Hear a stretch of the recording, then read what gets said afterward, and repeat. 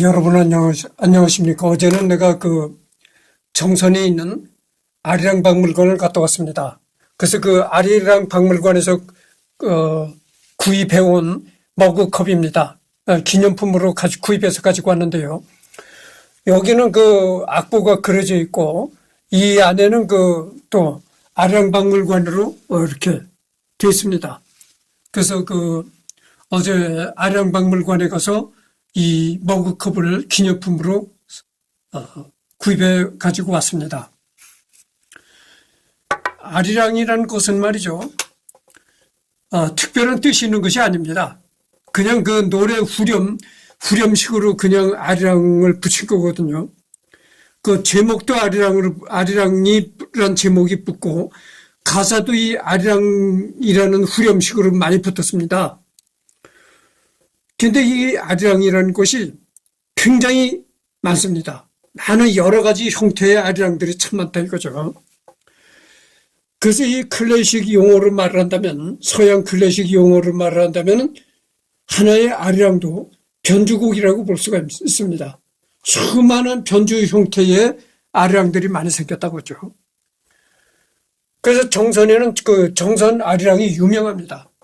정선 아리랑은 굉장히 아리랑 중에서도 템포가 굉장히 느리고 그렇죠. 그래서 강원도 정선하면은 정선 아리랑이 참 유명합니다. 그래서 아리랑이라고 하면은 우리 민족 고유의 민요죠. 그래서 아리랑이라는 그런 가사가 붙은 노래가 참 많습니다. 그렇다는 걸 말씀드리고요.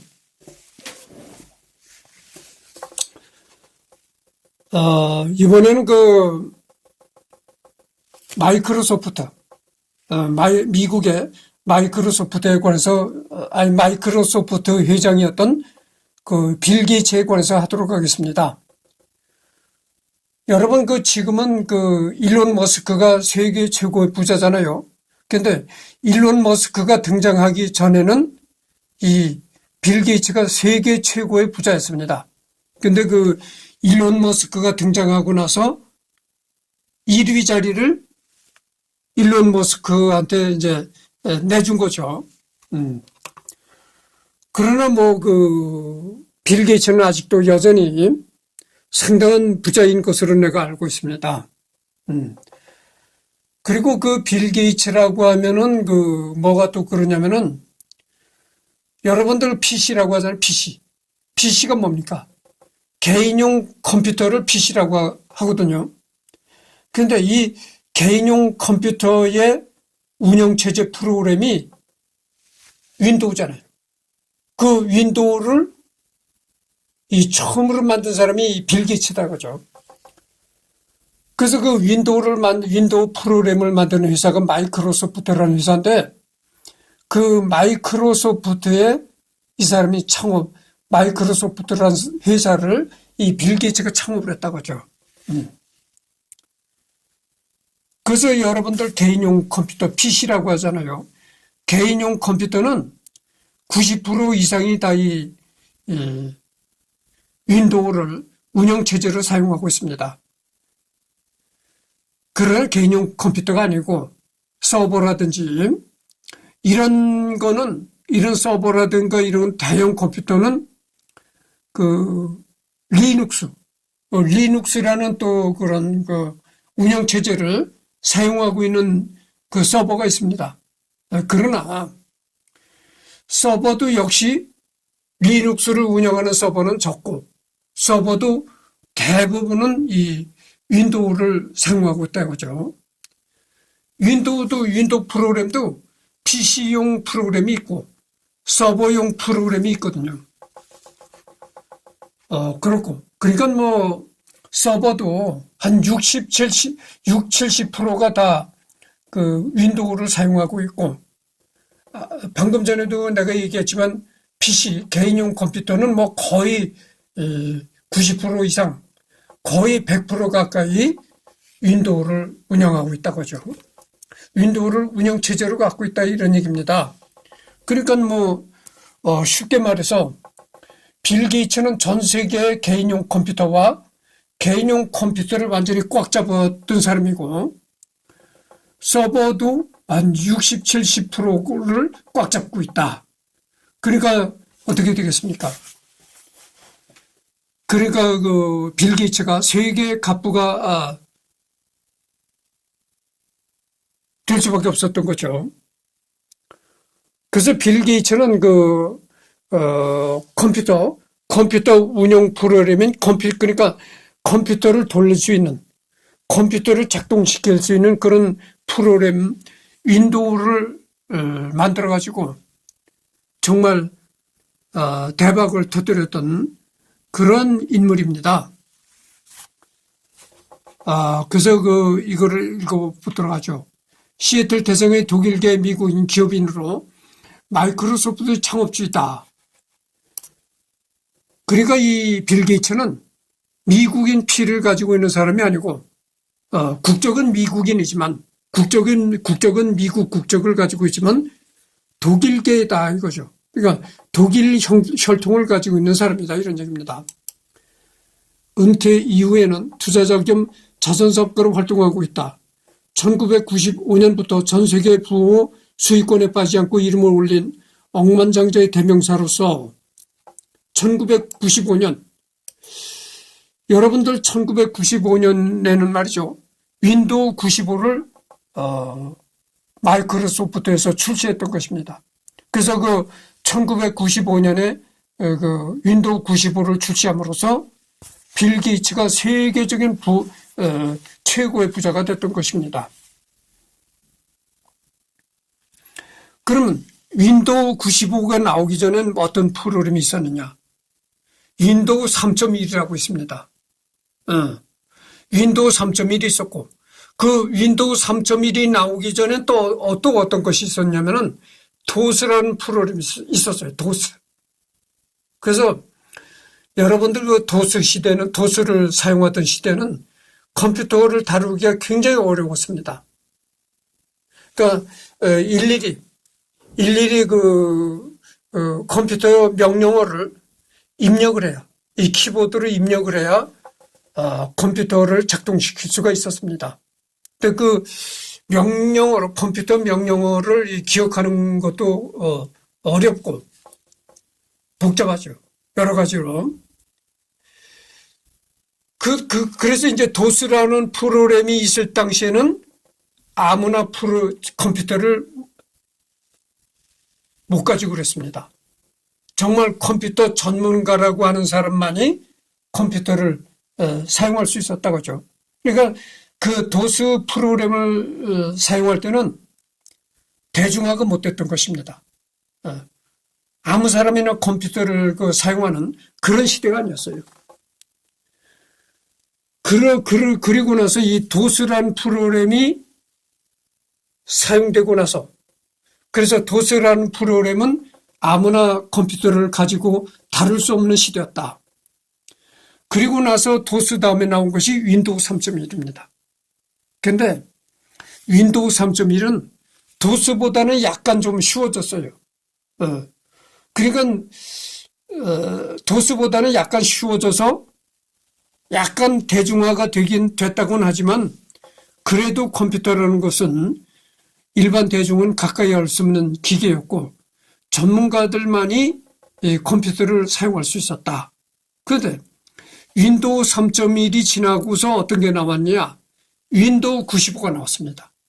그러니까 빌 게이츠가 윈도우 95를 출시했다고 하죠. 그때서부터 컴퓨터가 대중화가 된 겁니다. 컴퓨터가 전문가의 손을 떠나서 일반인 누구도 컴퓨터를 다룰 수 있는 시대로 돌입했던 것입니다. 그것이 바로 윈도우 95예요. 그래서 이 마이크로소프트에서 윈도우 95를 출시해가지고 빌 게이츠가 일순간 세계 1위 부자로 뛰어 올라갔던 것입니다. 그러니까 빌 게이츠는 컴퓨터 프로그램을 만들어가지고 한순간에 세계 갑부가 된 사람이죠.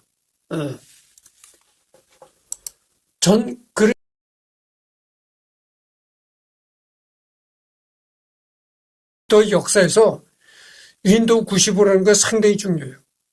윈도우 95 프로그램이 나오고서부터 일부 전문가들만이 다룰 수 있는 컴퓨터가 대중화가 됐다 이거예요. 누구든 다 이 컴퓨터를 다룰 수 있는 그런 시대에 돌입했다고 하죠. 그 윈도우 95가 출시한 해가 바로 1995년이라고 하죠. 그래서 여러분들 그 컴퓨터 역사에서 1995년은 정말 잊을 수 없는 해입니다. 그렇다고 생각하시면 되겠어요.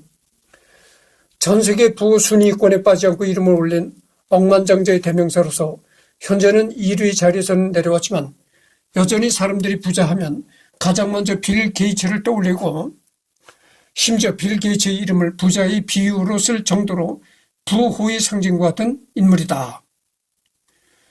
다른 나머지라고 해도 워렌 버핏 그리고 중동의 왕과 부자들은 만수르와 빈살만 정도밖에 없다. 빌 게이츠 이전 부자의 대명사였던 존 데이비슨 록펠러와 앤드류 카네기는 사후 거의 한 세기가 지나 사람들이 기억 속에서 많이 잊혀졌고 잠깐만요. 현재 빌 게이츠보다 순위가 높은 베르나르 아르노, 일론 머스크, 제프 베이조스,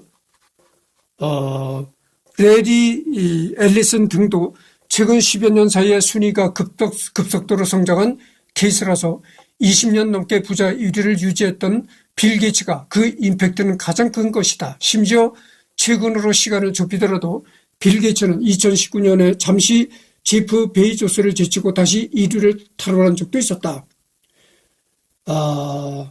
그래서 항상 세계 부호 순위를 다룬 기사를 보면 빌 게이츠를 누르고 N 위로 올라선 암흑의식으로 빌 게이츠를 전투력 측정기처럼 취급한다. 빌 게이츠에 대비시켜 보여주는 것이 가장 이해하기 쉽기 때문이다.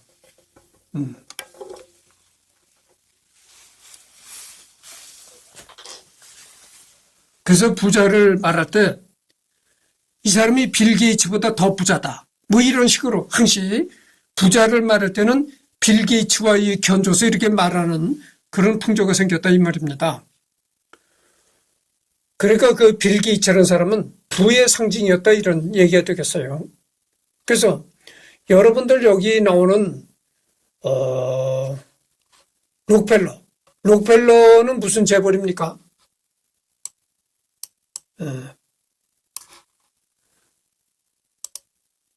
잠깐만요. 록펠러는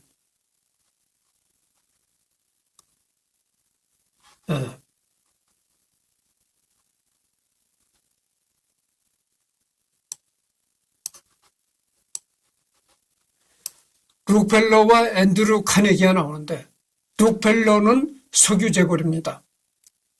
그러니까 뭐 석유를 땅에서 유전을 발견하고 그래서 그 유전을 발견한 곳에서 석유를 채취해 가지고 뭐 정유를 한다든지 그래서 이 록펠러는 석유와 관련된 재벌이었고 앤드류 카네기는 그 철강 재벌이었습니다.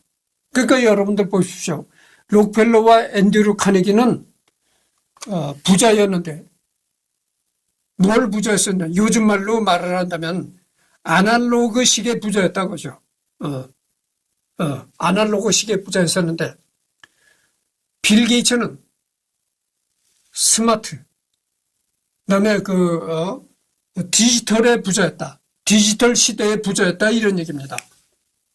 컴퓨터와 스마트폰 이런 걸로 디지털 시대가 도래하면서 부자가 된 사람이 빌 게이츠다 이런 얘기가 되겠습니다. 지금은 여러 선행과 친근한 외모, 묘하게 개그스러운 언행들로 대중적인 이미지지만 현직에 있을 때까지만 하더라도 어둠의 군주, 세계를 뒤에서 조종하는 사람 등 두려움의 대상으로 묘사되곤 했다.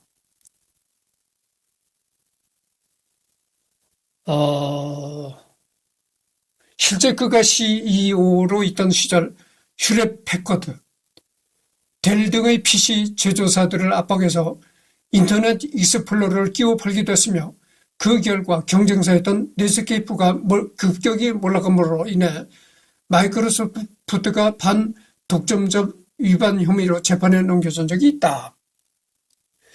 슈렛 패커드, HP라고 하잖아요.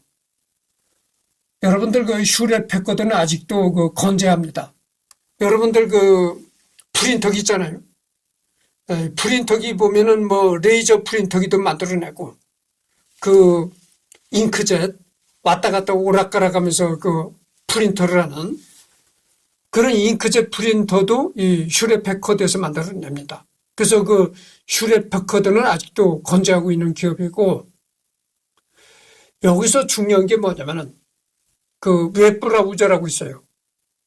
웹브라우저라는 게 뭐냐면은 그 인터넷 서핑을 할 때 사용하는 프로그램이 바로 웹브라우저입니다. 그래서 마이크로소프트가 처음 그 인터넷 익스플로러를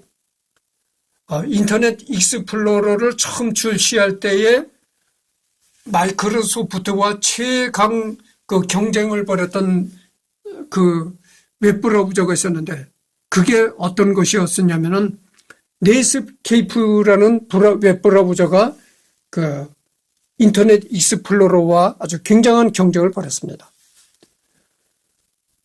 그래서 그 넷스케이프가 한창 이렇게 인기가 좋을 땐 말이죠. 윈도우를 다루는 사람도 인터넷만큼은 인터넷 익스플로러를 쓰지 않고 넷스케이프로 인터넷을 했던 것입니다.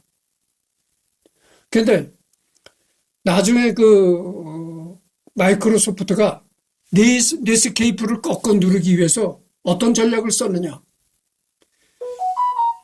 예전에는 윈도우 95가 처음 출시될 때는 인터넷 익스플로러와 윈도우 95를 이렇게 따로따로 판매를 했습니다. 근데 그 마이크로소프트가 넷스케이프를 꺾어버리기 위해서 윈도우에다가 인터넷 익스플로러를 끼워서 그렇게 팔기 시작했던 겁니다. 그러니까 윈도우만 구입하면은 인터넷 익스플로러가 자동적으로 따라오는 거죠. 그래서 아까도 얘기했지만 컴퓨터를 다루는 게 거의 윈도우 프로그램이 전 세계 컴퓨터를 꽉 잡고 있다 보니까 거기 윈도우에 포함되어 있는 인터넷 익스플로러를 사용할 수밖에 없다. 그러다 보니까 넷스케이프가 꺾였던 것이죠. 그래서 넷스케이프는 지금 망했습니다. 망했는데 그래서 그 마이크로소프트의 인터넷 익스플로러와 넷스케이프사가 서로 이 웹브라우저를 놓고 치열한 법정 다툼까지 벌였습니다. 결국은 넷스케이프가 이제 패하고 말았죠. 생애. 빌 게이츠 생애를 이제 보겠습니다. 학창 시절 부유층 가정에서 부족함 없이 성장했다. 할아버지 빌 게이츠 1세. 이 할아버지 빌 게이츠 1세는 1891년에 태어나가지고 1969년까지 생존했던 사람인데 가구점 주인. 아버지 빌 게이츠 2세는 1925년에 태어나가지고 2020년에 사망한 시애틀 최고 법률 회사를 운영하던 저명한 변호사였으며 어머니는 은행 재벌 집안의 맥스웰가의 일원이었고 사교계 명사였다고 한다. 부모님과 함께 살던 가족으로는 1살 위 누나와 9살 아래의 여동생이 있으며 전처 메릴랜다 게이츠가 여동생과 동갑인 것으로 알려져 있다. 누나와 여동생은 둘 다 마이크로소프트 경영에 관여하지 않고 자신이 길을 가고 있다.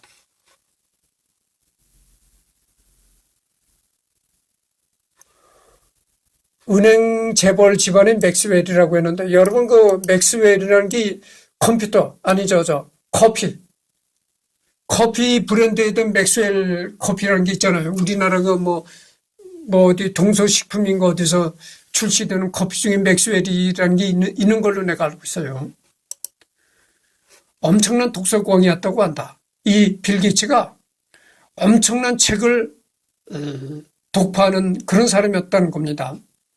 식탁에서도 책을 놓지 않은 부모가 늘 나무랐고 어머니도 고학력의 스포츠를 즐기는 재원이었고 아버지가 일하느라 육아에 신경을 못 썼기 때문에 게이츠의 내향성을 걱정하여 운동신경과 사회성을 길러주려 굉장히 노력했다고 한다. 빌 게이츠가 엄청난 독서광이라는 겁니다. 그런데 그래서 이 독서를 좀 그만하고 좀 운동을 즐겨봐라 해가지고 이 부모들이 운동으로 많이 끌어주려고 했던 거라는 겁니다. 내가 참 한 가지 빠뜨린 게 있는데 첫 번째로 돌아가가지고 이거를 내가 빠뜨렸습니다.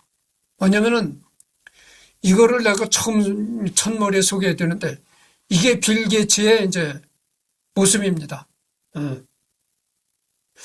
그렇죠. 근데 빌 게이츠가 55년생이라고 했는데 빌 게이츠가 예전에 비해서 요즘에 상당히 뭐 어떻게 많이 늙었어요. 그래서 윌리엄 헨리 게이츠 3세 1955년 10월 28일에 태어났다. 워싱턴주 시애틀에서 태어났다. 국적은 미국. 내가 처음에도 얘기를 했잖아요. 국적은 미국이지만 혈통은 독일계 혈통이다. 이런 말을 했습니다. 레이크 사이드 고등학교를 졸업했고 하버드 대학교 법학을 중퇴했다. 그다음에 하버드 대학교 명예박사를 받았다. 이 명예박사라는 것은 이거는 한마디로 말해서 뭐 학문을 해서 박사학위를 받은 것이 아니고 그냥 뭐 사회적인 공로 뭐 이런 걸로 해서 주는 겁니다. 그러니까 이거는 뭐 진짜 박사가 아니죠. 진짜 학문을 해서 딴 박사가 아닙니다. 그러니까 이 빌 게이츠는 대학을 졸업하지 못했다 이런 얘기죠. 대학을 중퇴했다 그거죠. 재산은 한화 약 198조. 2024년에 198조였다고 그죠. 그러니까 전번 시간에 내가 일론 머스크를 얘기했잖아요. 일론 머스크 개인 재산이 얼마라고 했습니까? 740몇 조라고 했잖아요. 그러니까 일론 머스크보다 엄청나게 차이가 나죠. 일론 머스크는 740몇 조인데 이 사람은 198조에 불과했다. 그죠? 그렇게 일론 머스크와는 엄청난 차이가 나지만 어쨌든 이 사람도 굉장한 부자다. 이런 얘기입니다. 기업인, 투자자, 자선사업가, 프로그래머, 종교는 가톨릭이다. 세례명은 굴리 엘모, 현직은 마이크로소프트 기술 고문으로 있다. 이러네요. 빌 멀린다 게이츠 재단 이사회 의장이고 캐스케이드 인베스트 폼먼트 이사회 의장이다. 테라파워 이사회 의장이다. 그 경력은 마이크로소프트 CEO 겸 이사회 의장. 신체는 키가 178cm. 아버지는 윌리엄 헨리 게이츠 2세. 어머니는 메리 맥스웰 게이츠다. 25년생이라고 했는데 빌 게이츠 아버지가 1925년에 태어난 사람이다 이렇게 되어 있는데 우리 아버지하고 동갑이었네요. 우리 아버지가 바로 돌아가셨는데 우리 아버지가 1925년생이었습니다. 그러니까 살아 계시다면 100살? 100살인지 101살인지 그렇게 됐으리라고 봅니다. 형제는 누나 크리스티엔 게이츠, 여동생 리비 게이츠 맥피, 장녀는 제니퍼 캐서린 게이츠, 장남 로리 존 게이츠, 자녀 피비 아델 게이츠 이렇게 돼 있네요. 서명은 이렇게 돼 있고 이러네요. 그래서 아까 했던 그런 생애 부분으로 다시 가도록 하겠습니다. 그래서 방금 전에 내가 얘기를 했잖아요. 빌 게이츠는 엄청난 독서광이었다. 그래서 너무 독서에 몰입하다 보니까 부모님들이 야, 독서 좀 그만하고 운동에 취미를 붙여봐라 해가지고 운동에 취미를 붙이게 하려고 상당히 부모님들이 노력했다. 이런 얘기가 나옵니다. 13세 8학년 때 8학년이라면 어떻게 됩니까? 우리나라 그 학력제로 본다면 8학년 우리나라 학력제로 본다면 어떻게 됩니까?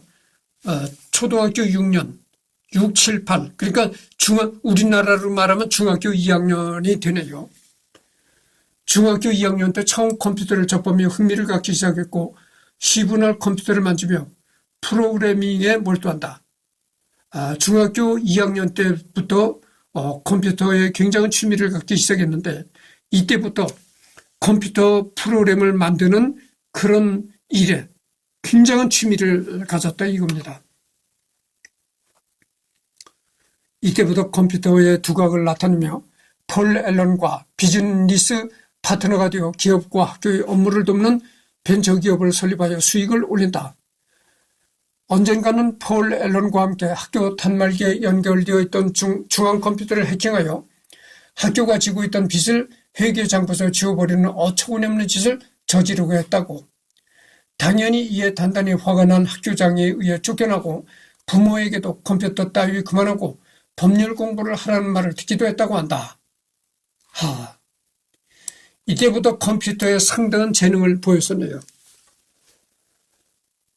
그래서 중학교 학생일 때, 학교 단말기. 그러니까 지금으로 말하면 이 단말기라는 게 뭡니까? PC잖아요. 개인용 컴퓨터. 그러니까 개인용 컴퓨터와 연결된 컴퓨터가 뭡니까? 서버잖아요. 그러니까 내가 방 안에서 지금 컴퓨터로 유튜브를 한다고 하죠. 그런데 유튜브를 녹화를 해가지고 구글에 올릴 때, 녹화를 해가지고 유튜브 구글에 올릴 때는 서버와 이렇게 인터넷으로 네트워크 연결이 되는 겁니다. 그래서 구글 서버에다가 올리는 겁니다. 업로드를 하는 겁니다. 근데 마이크로소프트가 중학생 시절에 개인용 컴퓨터를 가지고 놀다가 이 자기 학교의 메인 컴퓨터, 그러니까 서버라고 봐야 되겠죠. 서버와 이렇게 인터넷으로 연결이 됐었다고 하죠. 그 연결이 된 상태에서 서버에 접속해가지고 그 서버에 있던 그 학교의 그 부채, 이런 거를 싹 지워버렸다 이거죠. 그러니까 해킹을 한 거죠, 해킹. 뭐 그런 사건이 있어가지고 학교장이 이렇게 뿔이 나가지고. 그렇잖아요. 빌 게이츠가 자기 개인용 컴퓨터를 이용해서 서버와 접속을 해가지고 서버를 해킹해버렸으니까 학교 서버를 해킹해가지고 그 서버에 저장되어 있던 학교 부채, 뭐 회계, 이런 걸 삭제해버렸으니까 얼마나 이 학교장이 뿔따고 나겠어요. 그래서 그런 일이 있은 후로 부모들이 야, 컴퓨터를 그만 가지고 오려고, 컴퓨터에 그렇게 몰두하지 말고 너는 법률을 전공해가지고 변호사가 되거라.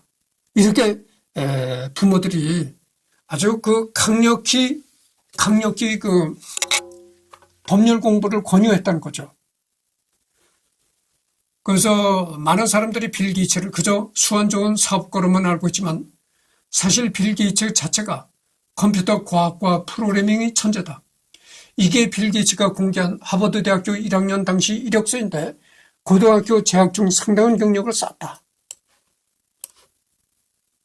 그러니까 뭐냐면 빌 게이츠가 취미가 컴퓨터를 가지고 그러는 게 취미였다. 이렇게 이러지만 단순한 취미를 넘어서 컴퓨터에 상당한 재능과 실력이 있었다 이런 얘기죠.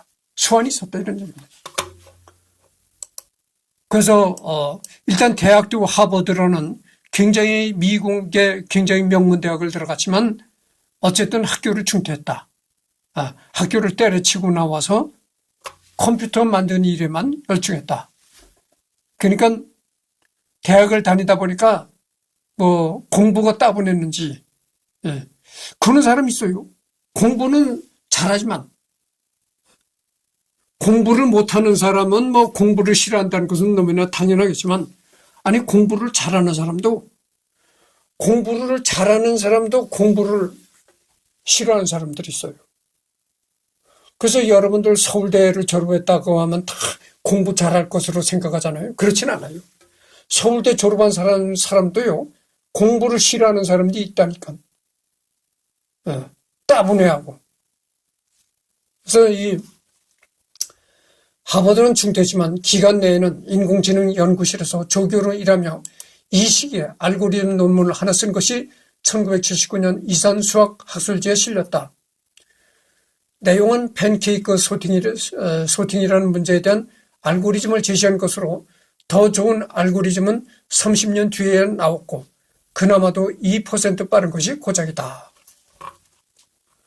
그리고 결국은 그 마이크로소프트라는 회사를 창업했다. 이겁니다. 하버드를 뛰쳐나와가지고 마이크로소프트를 창업했다 이거죠. 컴퓨터 프로그램을 만드는 회사를 창업했다.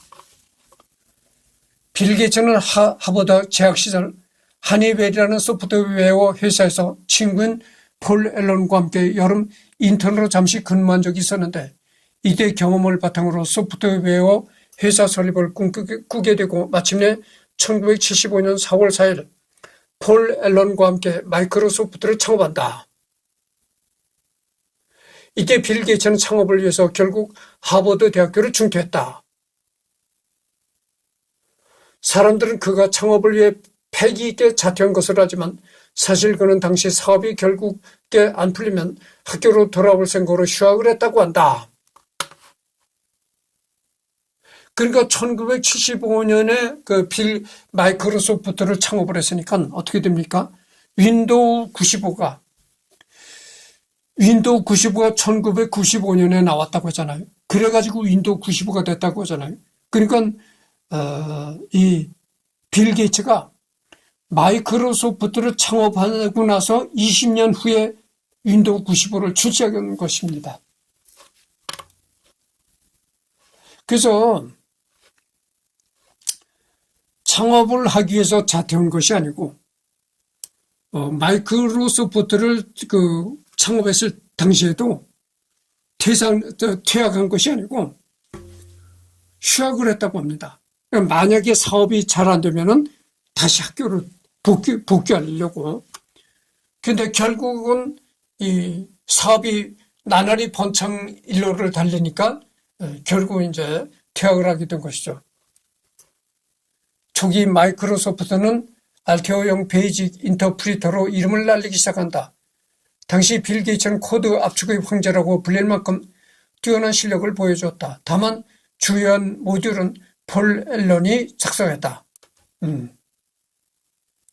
빌 게이츠와 폴 앨런이 작성한 GW 베이직 소스 코드.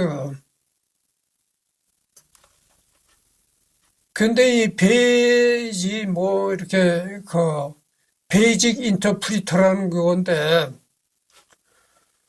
여러분 이걸 보십시오. 이때만 해도 컴퓨터라는 것이 아무나 가지고 그럴 때가 아니었습니다.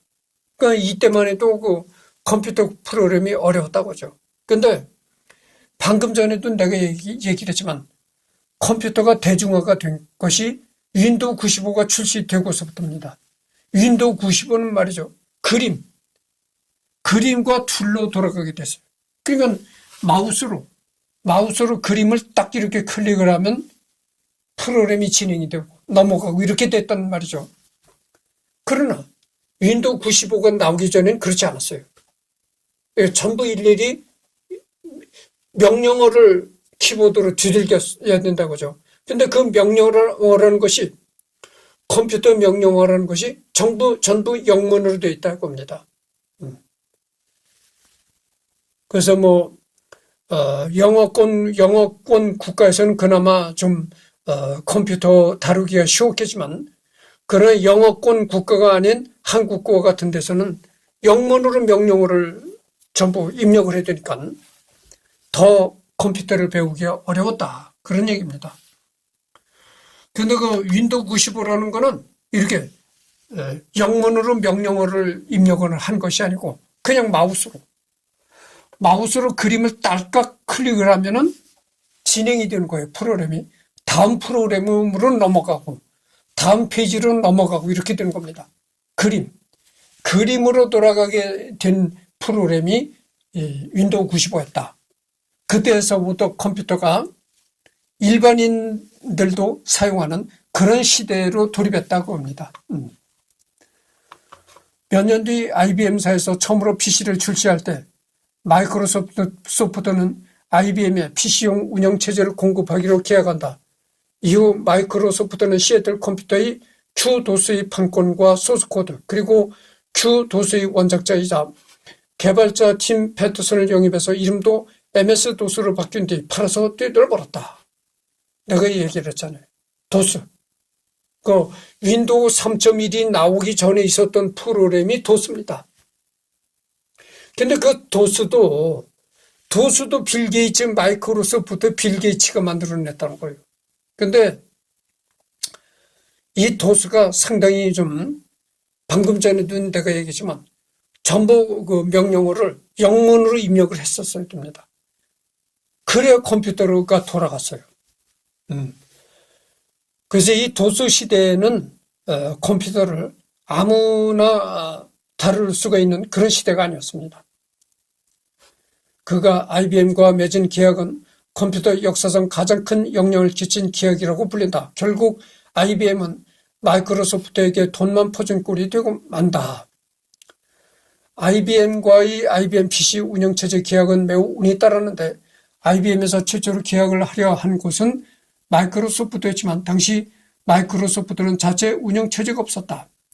그래서 게이츠는 당시 많이 쓰이던 CP/M을 만들던 게리 킬달의 디지털 리서치를 소개해 주었다. 하지만 그쪽은 왠지 IBM과의 계약에 별로 신경을 쓰지 않아 협상은 결렬되었다. 이에 게이츠는 다시 한번 양쪽을 중재해 보았지만 그때도 디지털 리서치는 그리 적극적이지 않았고 계약은 결렬되었다. 그래서 PC 출시가 늦어질까 걱정한 IBM과 PC가 안 나와서 베이직이 안 팔릴까 걱정한 마이크로소프트의 계약이 이루어져 있다. 베이직이라는 그 운영체제도 있었다고 하죠.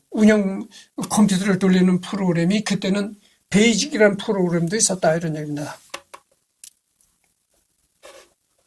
이때 게리 킬달이 바로 정신을 차렸으면 마이크로소프트가 지금처럼 성공하지는 못했을 것이다.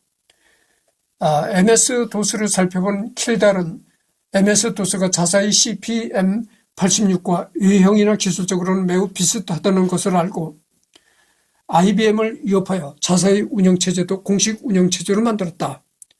그래서 IBM PC에는 운영체제가 포함되지 않은 채로 판매되었고 운영체제는 시장에서 자유롭게 선택하여 구입할 수 있었다. 그런데 디지털 리서치는 CP/M86의 기술적 우수성을 과신한 나머지 무려 $240라는 엄청난 가격에 팔았다. 반면 MS-DOS는 약 $40에 판매되었다. 결국 CP/M86은 곧 망하고 말았다. 나중에는 정신을 차려서 DR-DOS도 내놓기도 했지만 시장은 이미 마이크로소프트에게 완전히 넘어간 이후였다. 그리고 이미 대세 운영체제가 마이크로소프트 윈도우로 넘어가는 중이기도 했다. 결국 디지털 리서치는 서서히 망하게 되었고 이들이 PC 초기에 보여준 일련의 바보짓은 아직도 회자되고 있다고 한다. 그러니까 이 디지털 리서치가 마이크로소프트 빌 게이츠에 의해 가지고 완전히 망했다 이런 얘기입니다. 그러니까 빌 게이츠와 경쟁을 벌이다가 완전히 망했다. 단 게리 킬달은 자서전에서 아주 다른 이야기를 하고 있으며 이 이야기가 사실이 아니라고 주장하고 있다. 그리고 빌 게이츠를 아주 싫어했다고 한다. 킬달의 빌 게이츠에 대한 평가는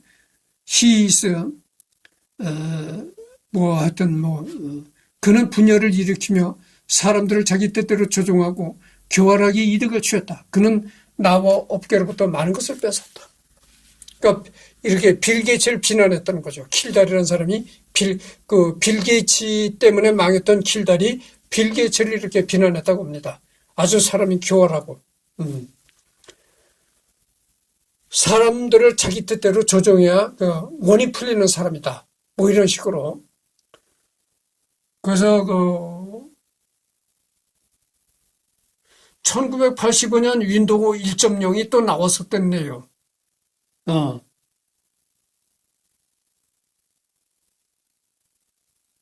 그러니까 어떻게 됩니까?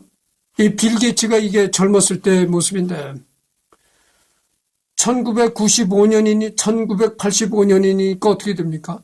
윈도우 95가 출시되기 10년 전이죠. 윈도우 95가 출시되기 10년 전에 윈도우 1.0이라는 그런 프로그램을 또 내놨다고 하죠. 그러나 이 빌 게이츠가 결정적으로 세계 최고의 부자가 된 것은 윈도우 95 때문에 부자가 됐다 이런 얘기입니다. 지금 41분을 경과했습니다. 그래서 빌 게이츠 생애에 관해서 지금 하고 있는 중인데 다음 시간은 여기서부터 하도록 하겠습니다.